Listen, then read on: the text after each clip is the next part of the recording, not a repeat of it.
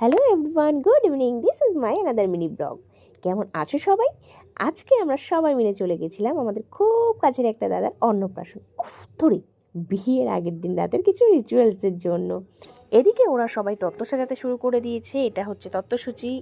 এরপর হচ্ছে তাওয়াল দিয়ে কিছু একটা বানানোর চেষ্টা হচ্ছে, কিন্তু অবশেষে কিচ্ছু পারা যায়নি। তত্ত্ব মোটামুটি সাজানো হয়ে গেছে। সবাই মিলে একটু গল্প করছি, একটু আড্ডা দিচ্ছি। কাল কে কেমনভাবে সাজবে, কি পরবে, সেই সব নিয়ে ভীষণ একটা গভীর আলোচনা চলছে। এদিকে পুরো তত্ত্ব সাজানো শেষ। দেন তত্ত্ব সাজানোর পরে আবার সবাই মিলে মেহেন্দি পড়া শুরু করে দিলাম। অনেকদিন পর আমি পায়ে নুপুর পরলাম, তাই একটু ছবি তুললাম।